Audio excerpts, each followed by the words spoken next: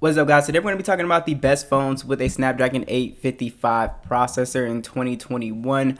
So I want to start off with the Pixel 4 because this phone has had a crazy price drop up to 26 right now. So if you guys remember this flagship phone, and it is actually a really good phone, and it's got, to me, it's got the best camera on this list still. I was just looking at the pictures, and it's still got a pretty solid build overall. It's a premium design, glass back, aluminum frame, and you do have a 5.7-inch 1080p OLED display at 90 hertz, 444 for the PPI. And overall, the display was really nice on here. Like I said, the build quality was great. The 90 hertz, you could force it to be on all the time. So it's just silky smooth running on the stock Android. And also the great thing about this phone is that you will get all the updates very fast, with the Pixel phone.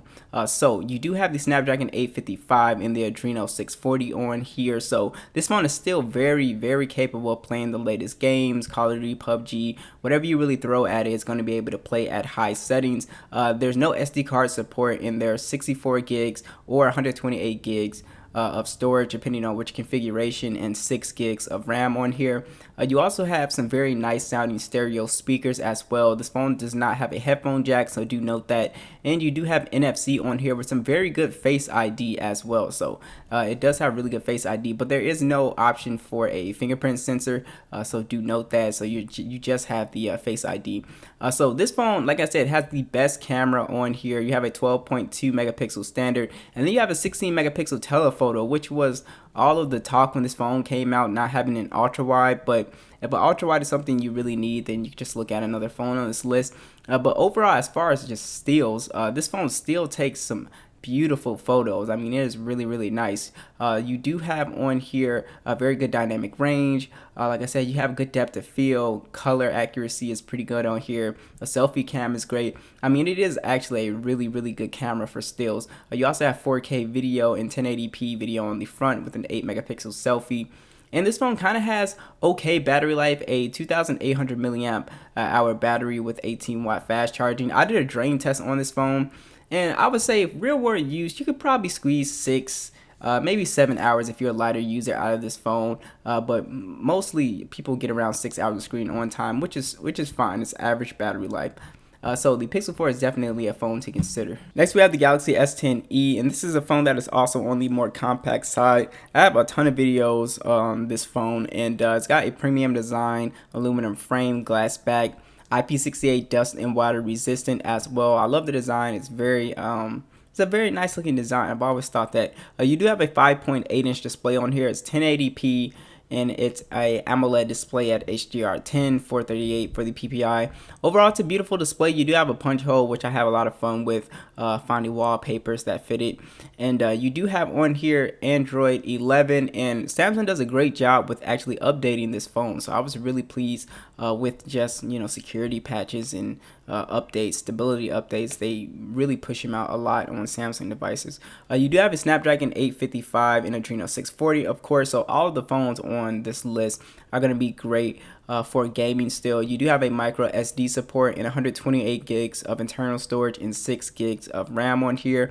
You actually do have stereo speakers, which sound really great, very crisp and clear, with a headphone jack as well, which is really nice. So you do have on here NFC with a physical fingerprint scanner side mounted into the power button, which is awesome. It works very fast, or you can use face unlock. So this phone does have very good cameras as well, a 12 megapixel standard and a 16 megapixel ultra wide. You also get 4K video with a 10 megapixel selfie that shoots in 4K. So basically you still get very good shots. The color on here does come out a little bit oversaturated, but overall it's nothing that you can't really edit. But overall the pictures look great, as you can see. Very, very good dynamic range, detail. The ultra wide is awesome on here. Video is pretty solid on this device as well.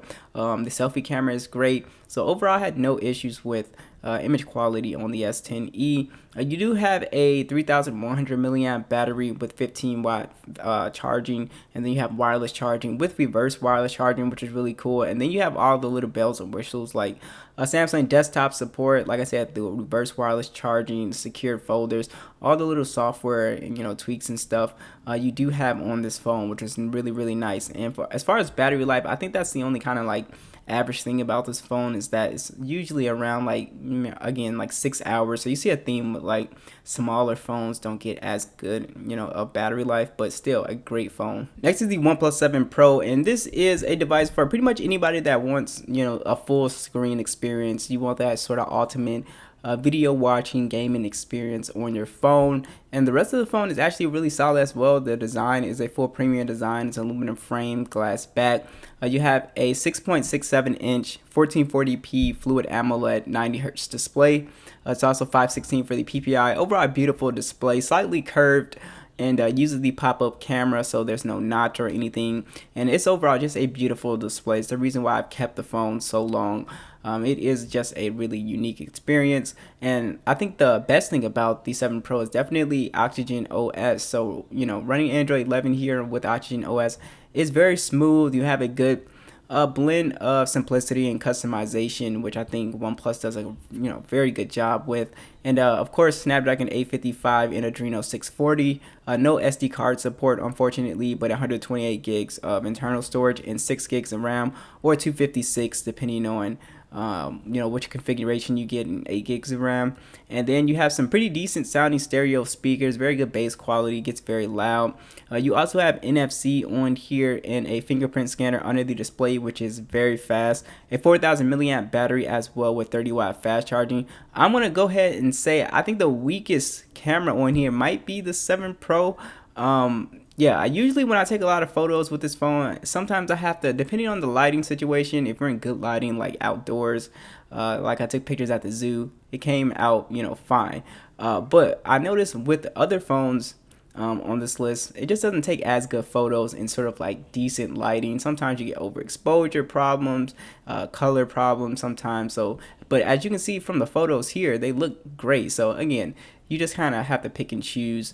So it is what it is, but you do have a triple camera setup, 48 megapixel standard, 8 megapixel telephoto, and a 16 megapixel ultra wide, 4K video, and a pop-up camera at 16 megapixels. Like I said, a decent camera on here for sure. It gets the job done for me at least. So you do have on here a pretty decent sized battery, a 4,000 milliamp battery, and 30-watt fast charging. So it charges fairly quick as well. And I usually can squeeze around 7 to 8 hours of screen on time, so I think battery life is overall very good on here. Next is the LG V50. This is also an excellent phone, around $300, and you have a really nice design on here. Aluminum frame, glass back on here, IP68 dust and water resistant. There's also a V50s, which you can get as well. Which you can add a dual screen case to this phone, which is pretty cool. But the V50 does have a 6.4 inch OLED display. It's 1440p, so it's a very high resolution display with a really high PPI of 538. So it's a beautiful and very sharp display on here. You got the little notch up top, which doesn't bother me too much. You do have Android 10 on here with the Snapdragon 855, Adreno 640. And like I said, overall performance, this phone is extremely fast. You do have micro SD support, 128 gigs of internal storage, and 6 gigs of RAM. I believe this is the only phone on this list with 5G as well. So do note that. And you also have on here stereo speakers with a headphone jack with a quad DAC. So if you're somebody that's very serious about listening to music on your device, this phone does an exceptional job with that quad DAC. So you do have on here the physical fingerprint scanner. It works great. You also have face unlock. You have NFC on here, and then you have very good cameras. I think the cameras are pretty solid on the V50. A triple camera setup, a 12 megapixel standard, 12 megapixel telephoto, and a 16 megapixel ultra wide, 4K video with a dual camera setup, an 8 megapixel standard, and a 5 megapixel wide lens that shoots in 1080p. Overall, I really like the pictures on the V50. I think the highlight with the cameras is just how well it captures natural colors.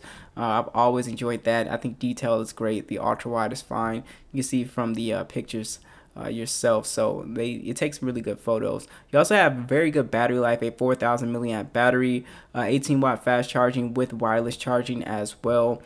So battery life is pretty solid on here. This is a phone I usually get around 8 hours of screen on time with this guy. So overall, the V50, extremely solid pick. Now last is the LG G8X. So basically You can think of it as like the V50 sort of, but with the dual screen case capability, and these are easier to find in the States than a V50s.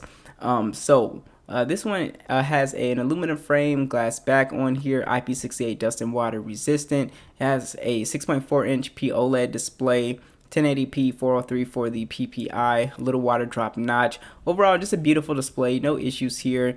You do have Android 10 on board with the Snapdragon 855 Adreno 640. The V50 and G8X will be getting updates, so LG has said that. But you do have micro SD support, 128 gigs of internal storage and 6 gigs of RAM on here. So it's a very fast device, and like I said, you get that dual screen case, you can have really good gaming experience with this phone as well. So do note that. You also have very loud stereo speakers. The quad DAC is still on board, so you do have the headphone jack with that, and you do have NFC. The fingerprint scanner is actually under the display on the G8X. It works fine. It's not the fastest I've ever used, but it does work. You also have a 4,000 milliamp battery with 21 watt fast charging with wireless charging as well, so you get pretty good battery life too. And the G8X to me still takes some excellent photos. A 12 megapixel standard and a 13 megapixel ultra wide, 4K video with a 32 megapixel selfie cam that also shoots in 4K. So you have very good camera setup on here, and again, the same theme, good detail, very good natural colors on here. You can see from the photos, pretty good dynamic range. So overall, I was really happy with the G8X cameras. Again, at this price point, all of these phones are extremely exceptional. I love all of these phones. Really, for the price you can get them, you can't really go wrong with any of them. So thanks for watching this video, and I will catch you guys in the next one.